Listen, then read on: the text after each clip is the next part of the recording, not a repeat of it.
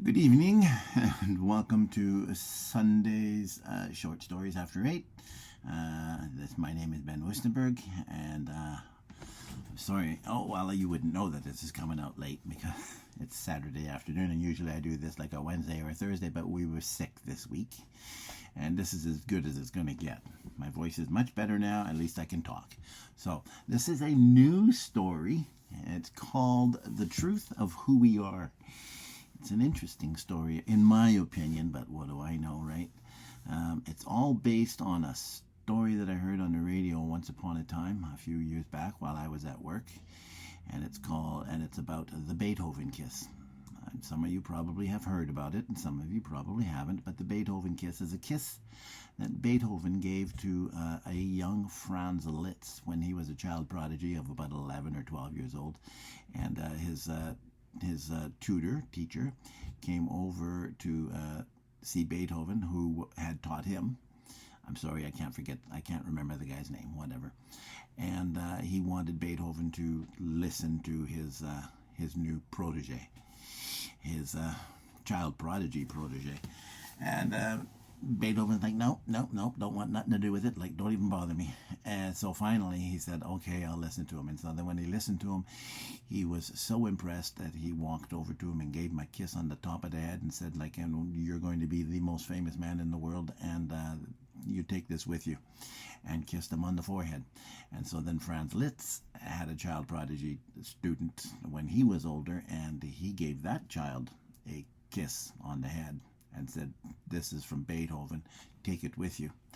And that child grew up and had a child, a protege, whatever you want. He had a student, and he gave that child a kiss. So then I took that idea, and I just took it one more generation, and had it, and it ends up in the Second World War. And so then I just added things to it. It was just the little kernel of an idea, and then I just added things to it and just created, and then I made it difficult for myself. And it's like, okay, so anyways, and I use people that I work with. I use their names. Martin Jakob is somebody that I worked with, and so is Dieter, somebody that I worked with. And I'm pretty sure Martin has died by now. And if he isn't, I'm glad he isn't, because he must be like 92. Dieter did die a tragic death. It's not as bad as Steve's, but like a tragic death, because he had early onset Alzheimer's. It's like he was 56 years old. It's heartbreaking. We all cried for that. But okay. Anyways, this is The Truth of Who We Are. And it's Paris, 1956. Martin Jakob sits in the narrow dressing room listening to the sound of the crowd outside slicing through the nightclub with a raucous rumble of laughter. The music echoing through the club seems to linger like an old friend who's overstayed his welcome. He pulls off the Marilyn wig he's wearing and tosses it on the dressing table, pulling off the beauty mark which he sticks on the cracked mirror. He tried not to look at his reflection because it made his eyes look disjointed, split and maladjusted, but he can see that the black spot he just placed on the mirror is perfectly set if he doesn't move his head. For a moment he doesn't. He just sits still, looking at his broken reflection. He can see his lips are still red, but not as vibrant as they were earlier.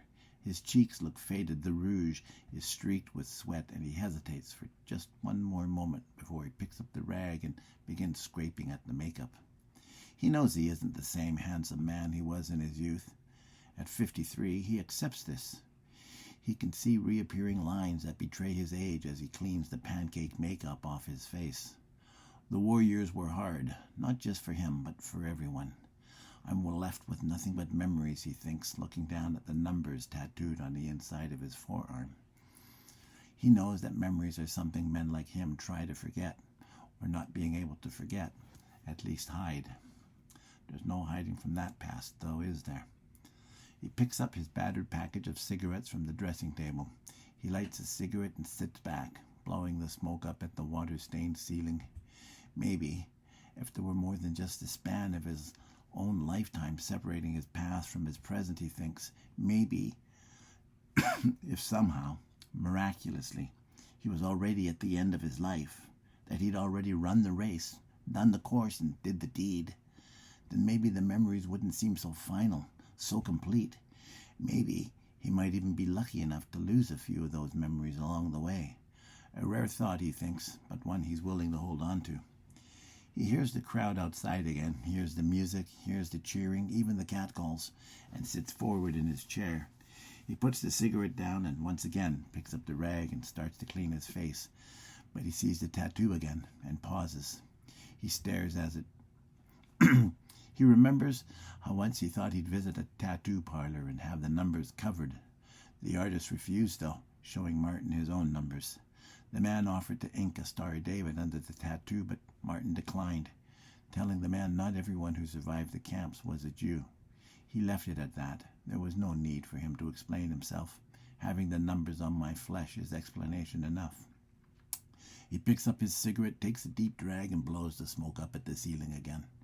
He knows that having survived will never be enough for some people, not having survived the way he did, while others feel overwhelmed by it all and think it's too much, which is what he feels whenever he thinks about what happened.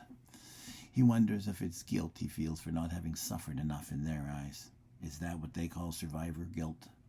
And because of his past and everything that happened, he ended up here, instead of on the various other stages he enjoyed playing in his youth.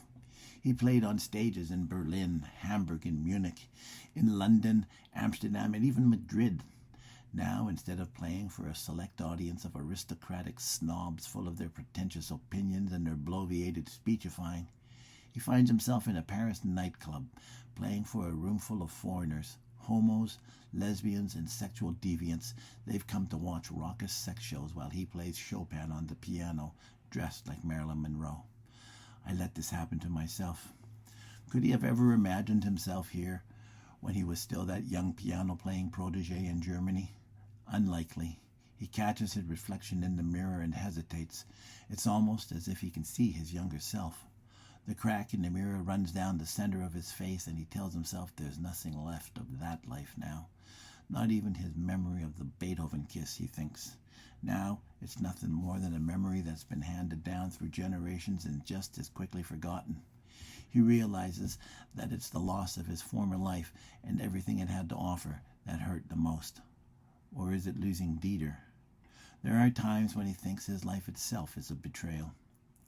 But then, how could anyone have imagined the world would implode on itself and become engulfed in yet another cataclysmic war? And not just a war for the sake of conquest or supremacy, or even a war to end all wars, but a war with complete and total annihilation in mind, a war built on the wholesale slaughter and genocide of a people, a razing of cities that would divide an entire continent, the entire globe, and destroy an entire generation. Did we learn anything from it? He stabbed his cigarette out in the ashtray. If the world learned anything over the last 10 years, it's that war will never be eliminated. It can never be defeated. There will always be a political despot somewhere in the world wanting more. A dictator who is willing to take what he wants because he's stronger, and willing to make the sacrifices others won't. There will always be soldiers somewhere willing to follow orders blindly, even knowing the "I was just following orders" defense fails to stand up to scrutiny. The world's full of hate, he reminds himself, picking up another cigarette and lighting it. There will always be victims willing to let others put numbers on their arms because the alternative is dying, and no one wants to play the martyr. He knows this firsthand. He's witnessed it. He's lived it. The only thing that saved him during the war was the fact that he once played for audiences across Europe. It doesn't matter that he's the last surviving inheritor of Beethoven's kiss, something that's been passed down through successive generations. A moment after he arrives, Bijou enters the dressing room, followed immediately by La Nina. Both of them are laughing, covered in sweat. They've come to change their costumes, or as much costume as their sweaty sex show allows them, and Martin watches as they prepare for the second show of the night. It's all sequins and feathers this time, with grand feather boas.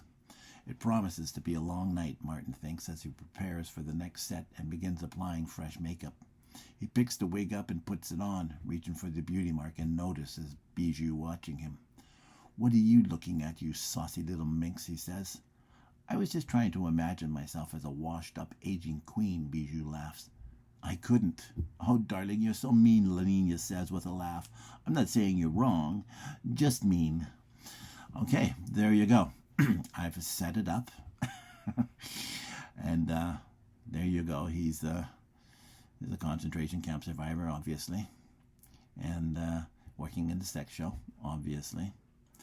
And we have Bijou and La Nina, obviously. And we'll see how this goes. And I'm going to keep them short because I don't want to go on for 40 minutes or whatever like that. Anyways, I was losing my voice here. And I'm going to call it a day. And I'm seeing you next week. Same bad time, same bad channel. And here we are. Adios and adieu.